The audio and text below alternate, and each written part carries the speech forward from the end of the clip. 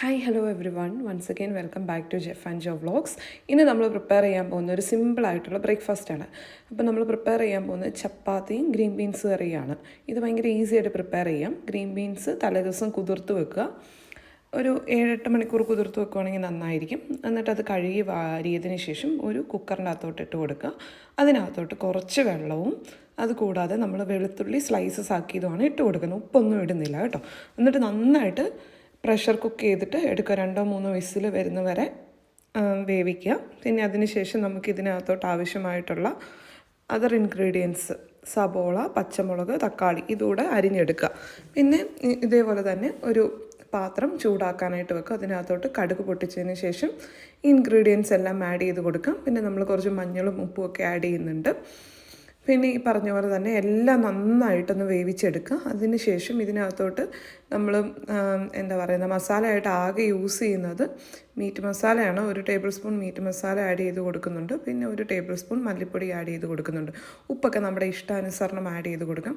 എന്നിട്ട് നന്നായിട്ട് പച്ചമണം പോകുന്നോടം വരെ ഇളക്കുക. അതിനുശേഷം നമ്മുടെ നന്നായിട്ട് വെന്ത ഗ്രീൻ ബീൻസ് ഇട്ട് കൊടുക്കാനായിട്ട് ശ്രദ്ധിക്കുക. ഇത് നമ്മൾ ഈ നാടൻ ചായക്കട, തട്ടുകട അവിടെയൊക്കെ കിട്ടുന്ന ഒരു സ്റ്റൈലാണ്. പിന്നെ വെന്തതിന് ശേഷം, അതായത് ഇത് നന്നായിട്ട് ഇങ്ങനെ തിള വന്നതിന് ശേഷം അതിനകത്തോട്ട് 1-2 ടേബിൾ സ്പൂൺ ഗരം മസാലയും കൂടെ ആഡ് ചെയ്ത് കൊടുക്കാം. പിന്നെ ഇത് കോക്കനട്ട് മിൽക്കാണ്. ഇത് ഇൻസ്റ്റൻറ്റ് കോക്കനട്ട് മിൽക്കാണ്. എൻ്റെ ജോലി ഈസി ആക്കാൻ വേണ്ടിയിട്ട് ഞാൻ അതാണ് യൂസ് ചെയ്യുന്നത്. ഇത് ഓപ്ഷണലാണ് കേട്ടോ. അത് വേണമെങ്കിൽ മാത്രം ആഡ് ചെയ്യാം. അല്ലെങ്കിൽ തേങ്ങ ചിരകിയിട്ട് അതിൻ്റെ പാൽ ആഡ് ചെയ്ത് കൊടുക്കാം. ഇത് അടിപൊളി ടേസ്റ്റാണ്. തേങ്ങാപ്പാൽ ഇട്ടില്ലെങ്കിൽ പോലും ഈ ഒരു കറിക്ക് നല്ല അടിപൊളി ടേസ്റ്റാണ്. ഇത് ശരിക്കും പറഞ്ഞു കഴിഞ്ഞാൽ പൊറോട്ടയുടെ കൂട്ടത്തിലും ചപ്പാത്തിയുടെ കൂട്ടത്തിലൊക്കെ നല്ല അടിപൊളി കോമ്പിനേഷനാണ്. ഭയങ്കര ഈസി ആയിട്ട് ഉണ്ടാക്കാൻ പറ്റും. ഇനി അടുത്തതായിട്ട് നമ്മൾ ചപ്പാത്തിയാണ് പ്രിപ്പയർ ചെയ്യാൻ പോകുന്നത്. ഞാനിവിടെ യൂസ് ചെയ്യുന്ന ആശീർവാദിൻ്റെ ആട്ടയാണ്. ഇത് ഞാൻ കുറച്ച് ക്വാണ്ടിറ്റി പ്രിപ്പയർ ചെയ്യുന്നുള്ളൂ. ജസ്റ്റ് 2 കപ്പ് മാവ് എടുക്കുകയാണ് ചെയ്യുന്നത്.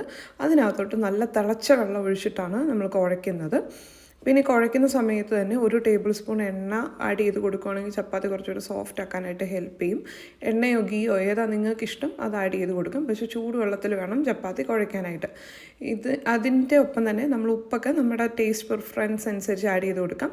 അതിനുശേഷം ഇങ്ങനെ ബോളാക്കിയിട്ട് മാവ് കുഴച്ചിട്ട് ഒരു 10 മിനിറ്റ് നേരം റെസ്റ്റ് ചെയ്യാൻ വെക്കുക. അതിനുശേഷം ഇങ്ങനെ ബോളാക്കിയിട്ട് അതും ഒരു 10 മിനിറ്റ് നേരം റെസ്റ്റ് ചെയ്യാൻ വെക്കുക. അതിനുശേഷം ഒരു ചപ്പാത്തി പരത്തുന്ന ഇതെടുത്തിട്ട് നമ്മൾ അതിൽ പരത്തുവാണ്. മാവ് പൊടി തൂവി കൊടുത്തിട്ടാണ് ഇത് പരത്തുന്നത്. അങ്ങനെ നമ്മൾ നൈസായിട്ടുള്ള ചപ്പാത്തി പരത്തി റെഡി ആയിട്ടുണ്ട്. അങ്ങനെ നമ്മൾ നന്നായിട്ട് ചൂടായ തവയിലേക്ക് ഇട്ട് കൊടുക്കുകയാണ് ചെയ്യുന്നത്. പിന്നെ ചപ്പാത്തി എപ്പോഴും ചുട്ട് കഴിഞ്ഞ് വെളിയിൽ വെക്കരുത്. ഇങ്ങനെ ഫോൾഡ് ചെയ്ത് ഒരു കാസറോളിൻ്റെ അകത്ത് വെക്കാനായിട്ട് ശ്രദ്ധിക്കുക. ഇതും നമ്മുടെ ചപ്പാത്തി നന്നായിട്ട് സോഫ്റ്റ് ആകാനായിട്ട് ഹെൽപ്പ് ചെയ്യും. അങ്ങനെ ഫൈനലി ഞങ്ങളുടെ ബ്രേക്ക്ഫാസ്റ്റ് ഇവിടെ റെഡി ആയിട്ടുണ്ട്. നമ്മളിതിൻ്റെ കൂട്ടത്തിൽ നല്ല ചൂട് ചായയും പിന്നെ ഗ്രീൻ ബീൻസ് കറിയും ചപ്പാത്തിയാണ് കഴിക്കുന്നത്. ഞാൻ ഫസ്റ്റ് ജോബിക്കുള്ളത് എടുത്ത് കൊടുത്തു. അത് കഴിഞ്ഞിട്ട് ഞാൻ കഴിക്കാനായിട്ടുള്ള പരിപാടിയാണ്. രാവിലെ വീട്ടിൽ തന്നെയൊക്കെ ഫുഡൊക്കെ ഉണ്ടാക്കി കഴിക്കുമ്പോൾ ഒരു വല്ലാത്ത സുഖമാണ്. പ്രത്യേകിച്ച് ഇങ്ങനെ നാടൻ ഫുഡ്, അതായത് പണ്ട് നമ്മൾ ഈ തട്ടുകടയിൽ നിന്നും ഒക്കെ കഴിക്കുന്ന അതേ ടേസ്റ്റിൽ തന്നെയാണ് ഇത് വരുന്നത്. അപ്പോൾ എല്ലാവരും ഇത് ട്രൈ ചെയ്ത് നോക്കുക.